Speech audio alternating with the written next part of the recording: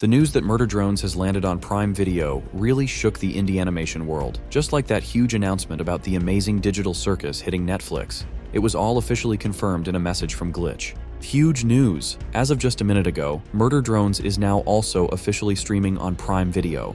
Our mission at Glitch has always been to creatively and systemically change the animation industry for the better.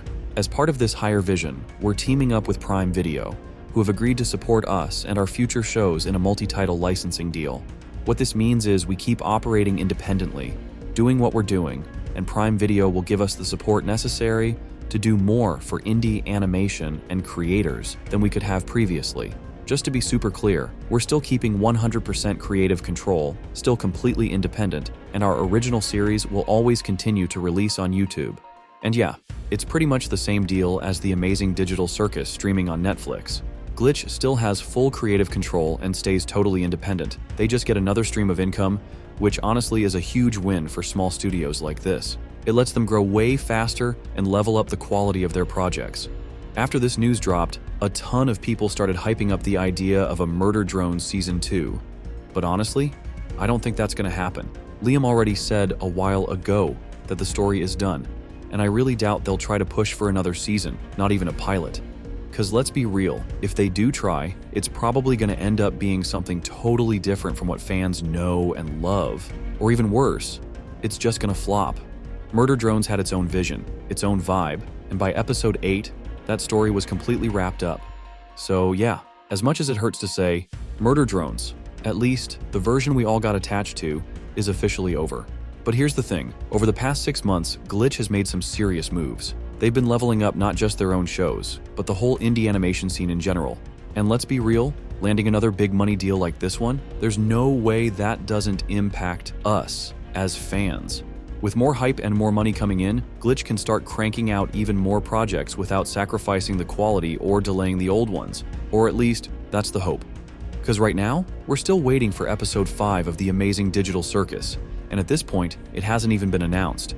Based on the timeline, it totally should have dropped already.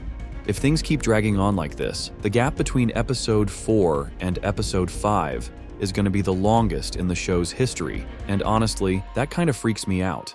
But hey, I get it. I actually understand why this is happening, and where things might be headed next. According to Glitch themselves, Gaslight District is the main reason why episode 5 of the amazing digital circus is taking so long to release, and honestly, that sucks. I'm not trying to hate on the new show, but it just didn't hit the way I expected. And let's be real, barely anyone's talking about it online, which kind of proves the point. It clearly didn't blow up the way Glitch probably hoped, and now I'm seriously starting to wonder, are we even getting next episode at this point, or is Glitch quietly moving on from the project entirely? But there's actually some good news. It's been a month since the release of Gaslight District, and now that the pilot's out, the Prime Video deal is sealed, and all side projects seem wrapped up. Glitch has only one thing left on their plate, the next episode of the amazing digital circus. That's why I genuinely believe we'll see at least something about episode 5 before the end of May. I'm not going to promise a full trailer just yet, but some kind of leak or teaser. But all of this has sparked even more frustration among the amazing digital circus fans. And honestly, it's starting to feel like Glitch is deliberately ignoring their biggest show. No matter what anyone says, TADC is the series that skyrocketed indie animation 20 floors up. Now, I'm not saying we should start spamming Glitch or Gooseworx on social media demanding episode 5 updates. That'd be disrespectful and would only lead to more negativity. But I genuinely wish we knew something by now, because the silence is just confusing at this point. I really hope this whole situation doesn't turn into another massive drama. We've honestly had enough of those already. But I do have an interesting theory. What if this long silence isn't just because they're working on episode 5, but because they're also actively developing episode 6 at the same time? As we've heard before, episodes 5 and 6 are basically two halves of one huge, mega episode. And unlike past episodes that focused on a single character, these two are set to dive into the stories of two major characters at once. And that leads me to a pretty wild theory I've been thinking about.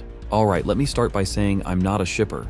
In this video, I'm actually going to try to prove the plausibility of this theory by backing it up with facts from the 4 episodes of the amazing digital circus, a few leaks from Gooseworx, and Jax's connection to a certain character who's also directly tied to Ragatha.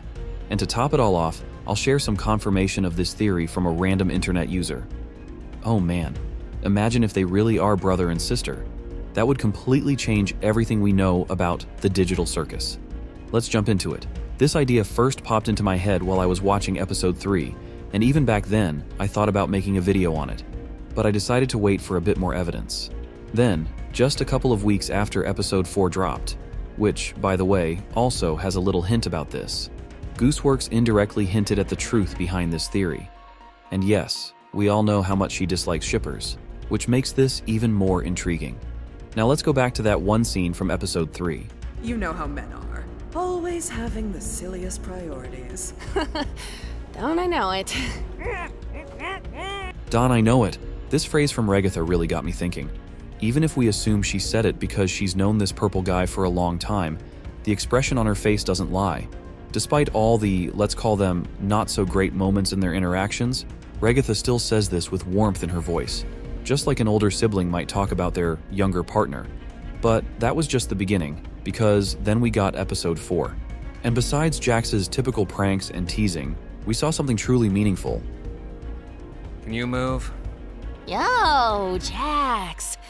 I, hate you, but I don't want you to hate me. Is that weird? You're drunk or something. Oh, yeah. This seemingly simple dialogue hides much more than just a casual exchange between two acquaintances in the digital circus. Ragatha, acting as the older sister, and we know for sure she's older than Jax, perfectly embodies that classic sibling dynamic. Like most older siblings, she might hate her younger brother or sister's behavior at times, but deep down, she doesn't want to be rejected by them. I'm sure many of you with younger siblings can relate to that feeling. When they do something so outrageous, it makes you want to strangle them, but after a while, you let it go and continue to care for them, even if they keep acting like a little asshole. And Jax is a textbook example of this kind of relationship. Every single episode practically screams it. We'll circle back to this later. But before diving into some of the Gooseworx leaks, take a look at a few key scenes where Ragatha scolds Jax. After watching those, try telling me they don't feel like the dynamics of a brother and sister. Is that well? Come on, that wasn't even scary. What? You scared of the vacuum cleaner too? Hey, be nice to her. She's had a rough couple of days. Darn, guess you're never getting that unicorn horn, Pomni. When did I ever say anything about that? You're wasting your time, Raggy. Just wait a second. Like this? Yeah, you got it. Jax! I actually didn't mean to do that. Are you all right, Gangle? Oh. Why do you always gotta do this? What? I just said it was an accident. Unbelievable. You are Hey, unbelievable. Gangle, I think I found something you might like. Oh, so here's the full version of that dialogue. Unbelievable. You are Why do you unbelievable. always make me out to be the bad guy? I'm not Jax! really a bad guy. Oh, right, of course. What was I thinking? If I wanted It's to not hit her, your I fault. would have She obviously just hit herself in the knocked face it in with her the face. ball. I would have Can't you hit her find and I another would have way been to proud of amuse it. yourself that I'm just doesn't always the involve bad torturing guy. people? I came across this so-called leak on Tumblr, and as it turns out, Gooseworx shared another insanely interesting detail there. One of the users asked, since episode 5 is mainly focused on Ragatha, what exactly will we learn about her character? Gooseworx didn't skip over the question and responded, I said episode 5 is the Ragatha episode, and that's still mostly true, but I think it's probably a bit more accurate to say that Ragatha and Jax kind of share episodes 5 and 6 equally. And you might ask me, so how does this connect to the theme of the video? On one hand, it doesn't directly hint at any sibling connection between them.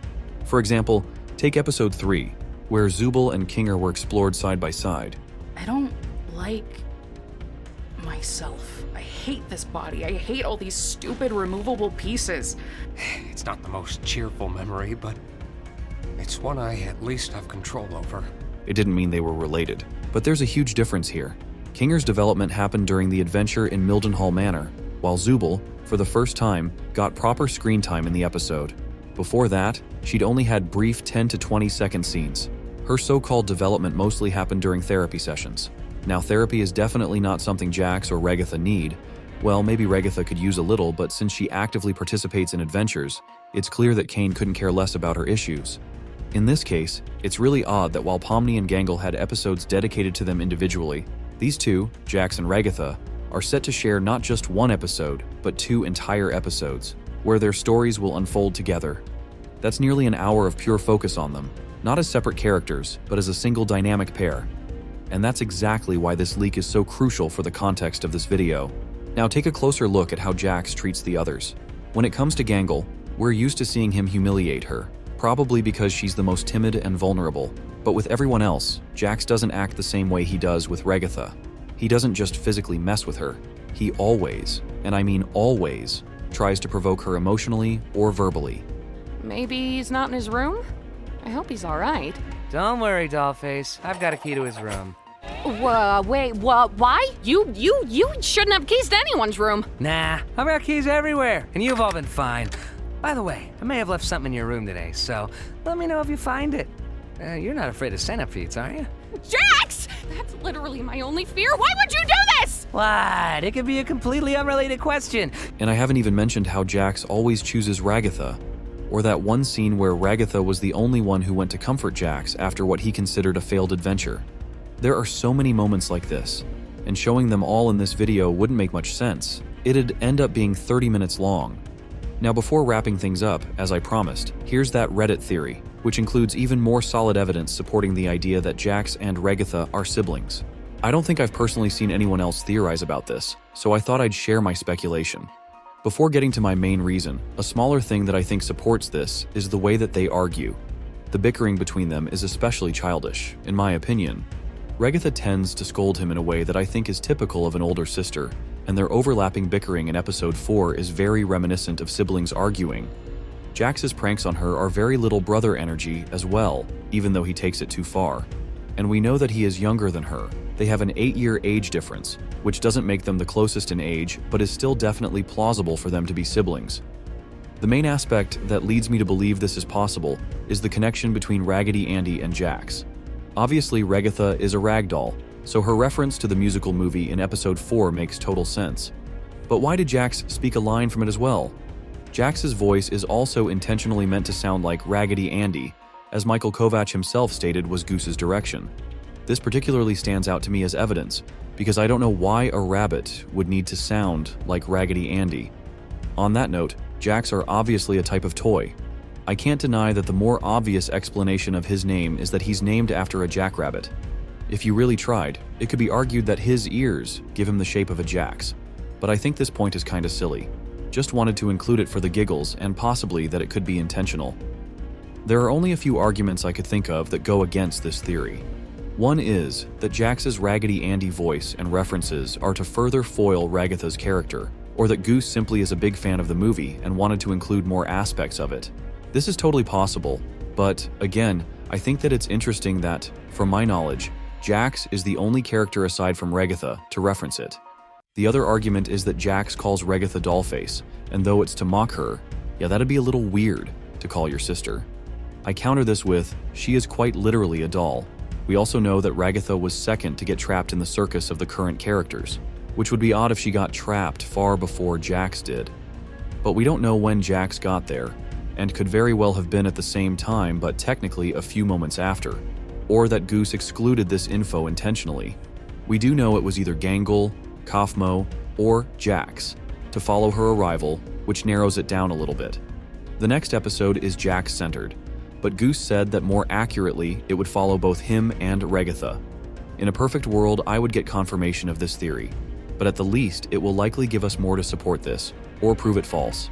If there's anything I missed that further supports this or disproves it, please let me know. And I'd love to hear your own opinions on this little theory. I'll leave my opinion on this theory up to you and look forward to seeing your feedback in the comments. Now, it's time to wrap up with a quick summary of everything we've discussed. After everything mentioned, the idea that Jax and Ragatha might be siblings no longer seems so unrealistic or far-fetched. And the people talking about this theory aren't shippers, unlike those who endlessly create love stories between these two, or even between Pomni and Gummigoo. Even if Jax and Ragatha aren't actually siblings, their dynamic certainly illustrates that kind of relationship. I hope you got what I meant.